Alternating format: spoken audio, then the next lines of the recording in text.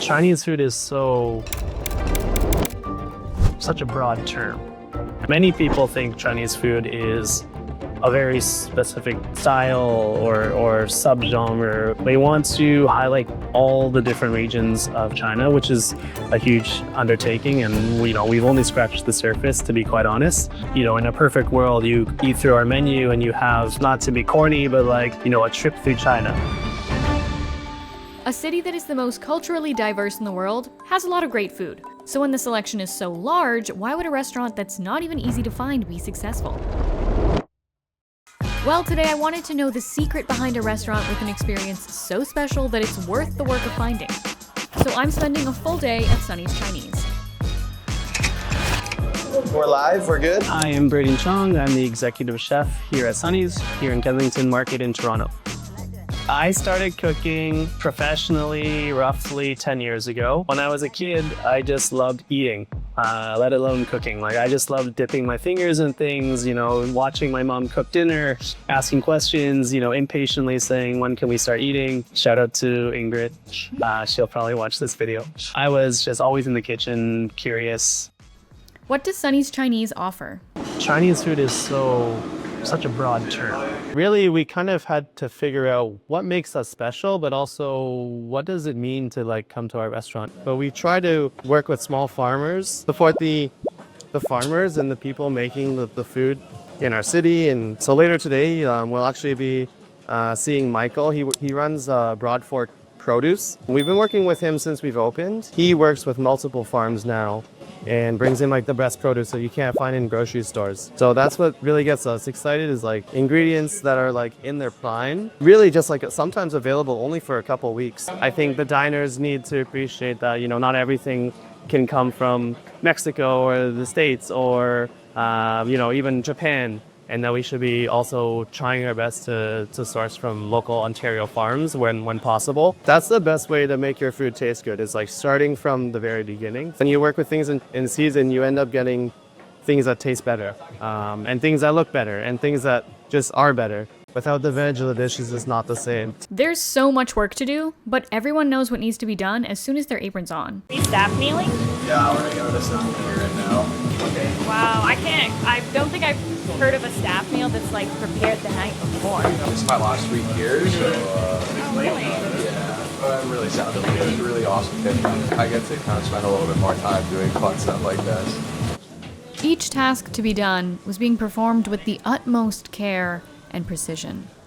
A lot of people don't realize the amount or the scale of restaurants and how much we have to actually prep. Today we have 8 people in the kitchen. We only have from 1 p.m. to 5 p.m. to prepare enough food for 100 people, 200 people. A job like this is one of those jobs that is a little meticulous, and it takes a lot of time and effort in making sure that you don't miss a bone. Taking the pin bones Oh, is my favorite task. it really is? Okay, that's most cooks' least favorite task. You don't want our guests to bite into it and say oh, I bit into a bone and it hurt my tooth or something like that. The guest experience is always top of mind when we're creating dishes or even just preparing them. We want people to have a good time, and something as small as having no bones in your fish can make the eating experience that much better. And Keanu loves doing it. These are all the different spices we use in the restaurant. We have everything here: fennel, red Sichuan peppercorn, black peppercorn, black cardamom, cinnamon, star anise, licorice. And so we use a combination in this master stock. This is a really essential ingredient for our husband and wife beef, classic on our menu from day one.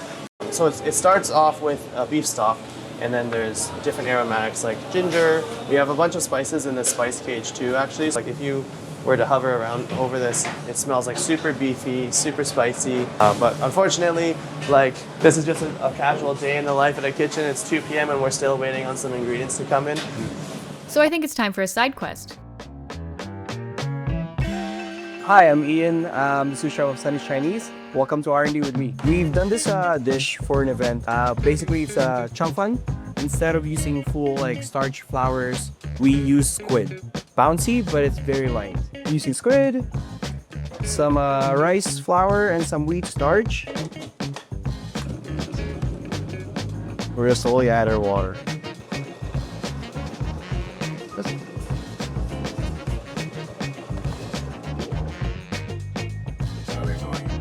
Just gonna pass it through these squid bits. So did you think of this? I was trying this out for like maybe like 5 times, different recipes, and I came up with this one. Took a while, but it was like so worth it. Like when you like get that aha moment. I take my bench scraper.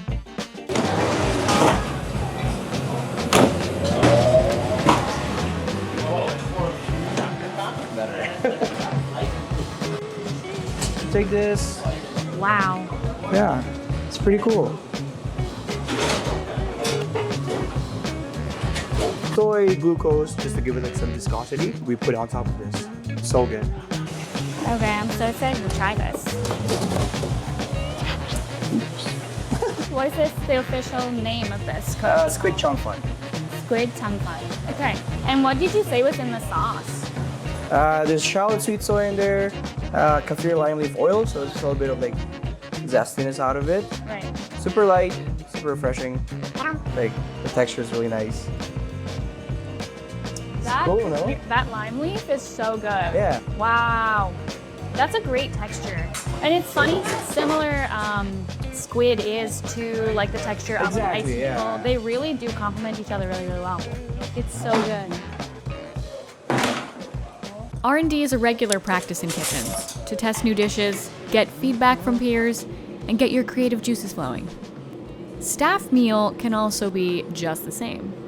It's not just lunch or dinner, but a way of bringing the team together. A final moment to reset. It's a calm before the storm. I'm not braving the storm the same way, but a girl's gotta eat. It's the worst stuff that you have.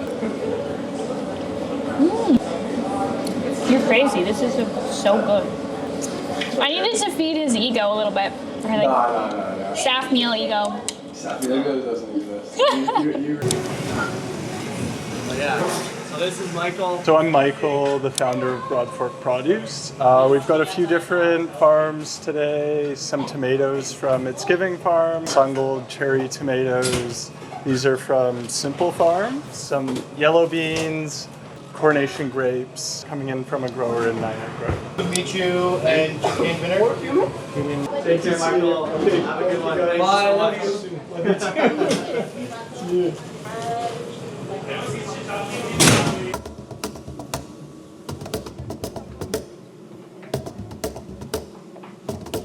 So yeah, Kian is going to be starting some of the beef shank that we were talking about earlier for the master stock. So first we braise beef shank and beef tendon and beef tripe. Cool it down, we chill it, we slice it really thin on a deli slicer, and then we marinate it with a little bit of the master stock, a little bit of chili oil that we make in house. Simmer it here for give or take an hour or two.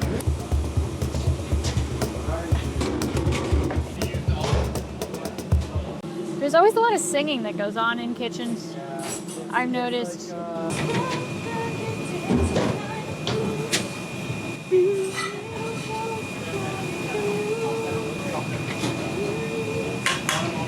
So there's always a dedicated person, I think. With an open concept kitchen, it's important to keep your workspace clean, organized, but also a little bit theatrical. Although there's no live singing usually, at Sunny's they do have a charcoal grill. Flame spewing sky high. It's captivating to watch as you dine. Turn on the gas, and this thing will be like blasting in like 20 minutes. So, and I'll bring you back over when it's like fully. Okay, I maybe I'll This is like, notice. it's a little bit boring right now. Besides the food, do you think the location also plays a part in the success of this restaurant? I think there's something special about it being hidden. It's a very unique experience to come to this restaurant and not only find it. There are some people who call us and like, we can't find your restaurant, and we have to like go outside and like find them and bring them in. But there's also like people who are like, okay, like this is kind of fun. Like let's go find this restaurant. While the back of house prepares the food, front of house is preparing too. Setting tables, adjusting cutlery, going over the game plan. How many diners there will be this evening, notifying the kitchen of known allergies, and giving the room one final sweep. And just like that, it's showtime. Do you still get an adrenaline rush when service starts? An adrenaline rush when service starts, I think 100% every single time. You know, we have 2 woks in the back and they're roaring, and like if you're in the dining room, you can hear the jet engine basically. So, you know, the music is blasting. All the service staff are, you know, they're running back and forth because they're busy. You're not thinking about tomorrow, you're thinking about today. You're not thinking about today, you're thinking about the next hour. That sounds chaotic. So why do they do it? I asked them why they show up for work every day. I told them they didn't have to be sentimental. I will be very sentimental. I had no real experience with Chinese food at all. So that was honestly like the biggest draw for me. You know, I staged here for a day, got hired, and I worked my way up. And then right now I'm on the charcoals. This kitchen's just been like such an excellent opportunity to like grow. Started around the similar amount of time. Yeah, we're coming up together. I met Braden, started staging. Yeah, I was really intrigued. I have, again, like very little experience in the industry before this job, and even less experience with Chinese food.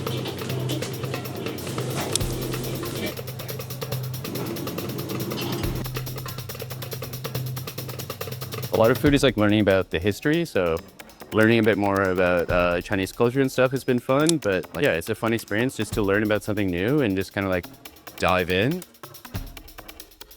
A big part of like working for me in this industry so far has been the people that I work with, because we're together so much, and everyone's been really great, super nice, super helpful, and super appreciative of that. I think the best part of coming to Sunny's is like seeing the staff, specifically our sous chefs, you know, Ian and Kyle. Ian has created so many dishes that have gone on the menu, really delicious, and they're really cool, and they're like things that I would have never created. So to see that like Sunny's food is not limited to just Dave and I, and that we can like have our staff have an impact on it. Sunny's is really special because of all the staff that work here. I would have to agree wholeheartedly. Even I, being here for a mere 7 hours, felt like I'd become part of the team. And as a diner, you're filled with the same energy and excitement as being in the kitchen. The menu? Outstanding. But the people make it even more special. Speaking of people though, who's Sunny? Well, the name of the restaurant's a funny story. It started as an inside joke. We often found ourselves going to eat Chinese food in Chinatown. And there was this one restaurant, actually, I'll just name drop it. It's House of Gourmet on Dundas. The server there, his name was Sunny. He would always welcome us. He would yell across the room, like the far back by all the fish tanks. Like, he's not the one cooking the food. He's not the one who owns the restaurant. Sunny was just like always this iconic person that, you know, represents us eating out together. And we came up with like 40 different names, and none of them stuck and none of them felt natural. And then we were like, well, what about Sunny's Chinese? He no longer works there, unfortunately. We actually don't know where he went. It'd be kind of cool to reconnect with him and like tell him that there's a restaurant named after him. Haven't been able to really find out where he went, but I think maybe he went back home, so.